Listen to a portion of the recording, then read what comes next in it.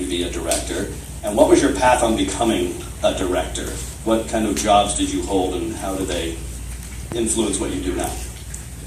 Started out wanting more than anything just to be an animator, and I worked on feature films for several years, and there was a point in just kind of the history, the timeline, what animation was doing, where there was less and less hand-drawn animation and more computer animation, and I realized I didn't want to stop drawing. So I switched over to television and started storyboarding on Powerpuff Girls, and you know, my first few storyboards I had a lot of fun with, and there was, when some of the episodes came back, there were just some instances where I was like, oh, that's not what I had in mind, or oh, the timing of that isn't what I was thinking, and I found myself wanting to put myself kind of on this path, a trajectory of becoming a director out of this insane need to control.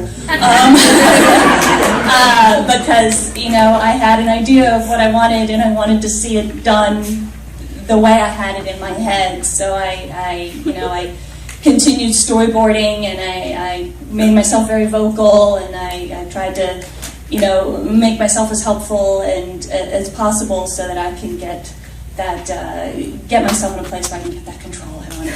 So just really, that's how I became a director. Dive into is as much as the control issue is a very big part of directing, for sure. We all know that, but there's also a lot of collaboration, I think, that goes on, especially when you're directing a large crew. There's three different types of collaboration. There's the writers you collaborate with, there's the producers you collaborate with, and sometimes there's another director that you collaborate with.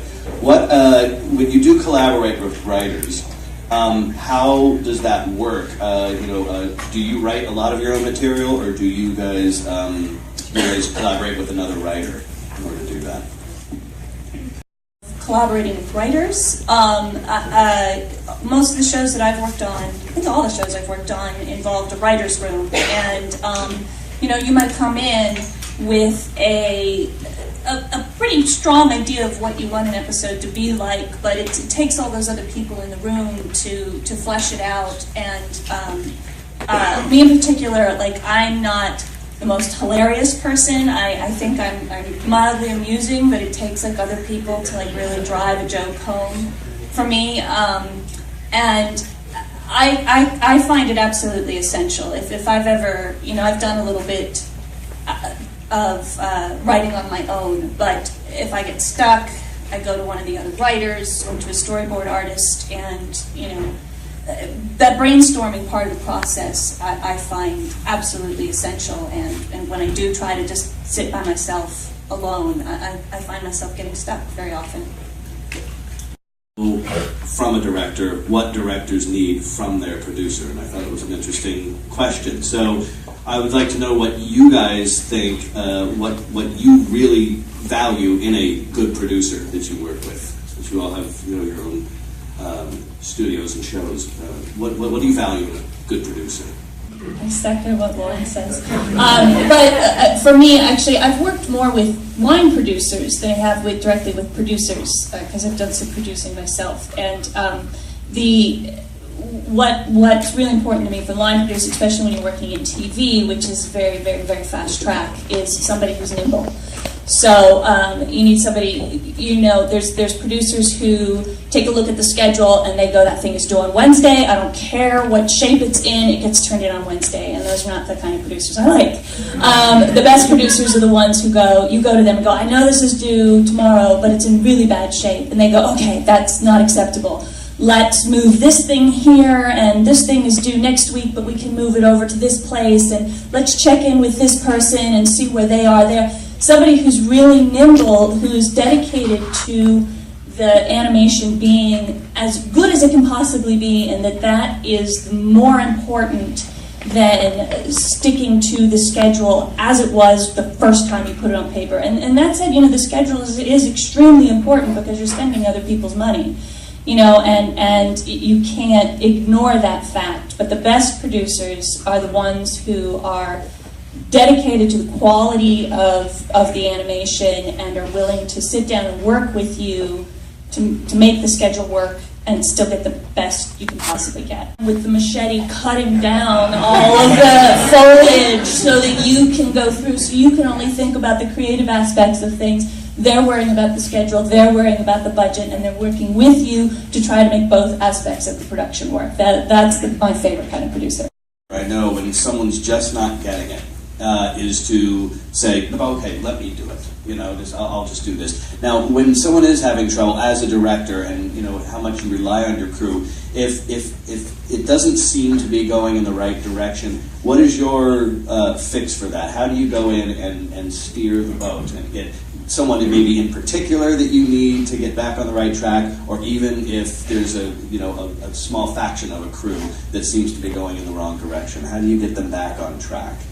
Which is bad. And usually it's simply because of a time situation, because the storyboard is due and you gotta get it right. So you stay up late, or you spend an extra weekend getting it where you need it to be. I don't always. When I can, I try really hard to sit down with the person and talk with them about what more I want to see. Some people come around and some people you still struggle with. And I think that might be specific to TV, because you have such a hard time with the schedule.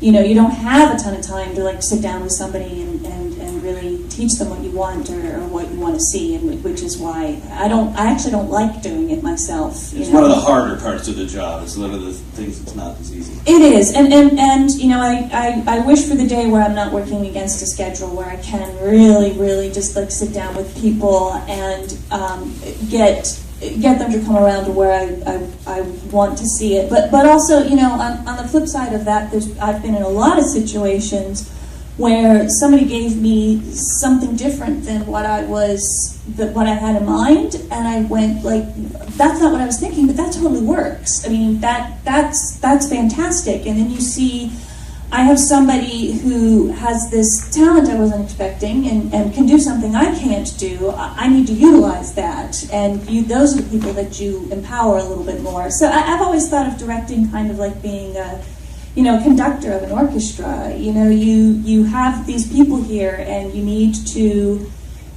figure out which ones have the strengths that you need. Not just need, but even people, like I said, who have strengths you weren't expecting, and instead of always just trying to steer it exactly to what you want it to be, working with the tools that you have, and your crew are your tools.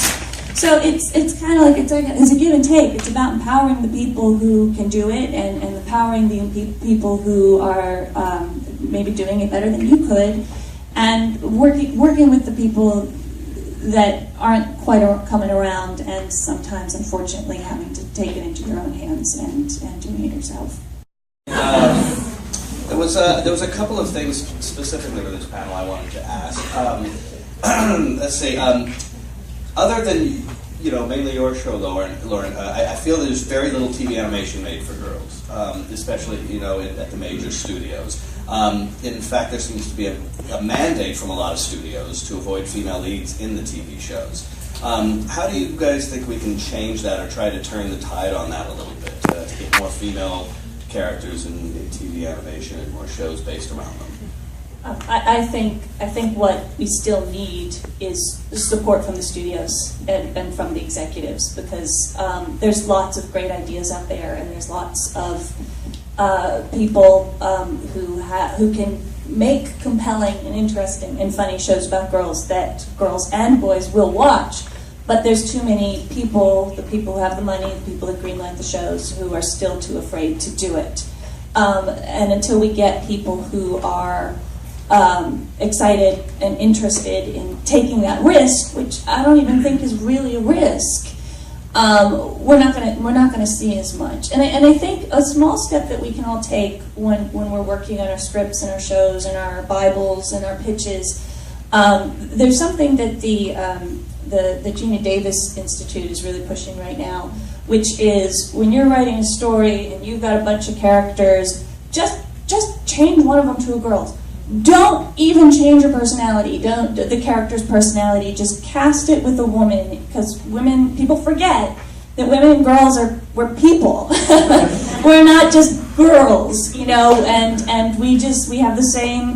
We don't have to just be specific. Female characters don't have to be specifically feminine. And when we're making our shows and writing our pilots, if we can just make sure that half of our characters are female, and you don't even have to put that much extra effort into it, the more girls we get, the more girls that are on the shows that people like and are interested in, the more interest we'll generate in shows with female leads.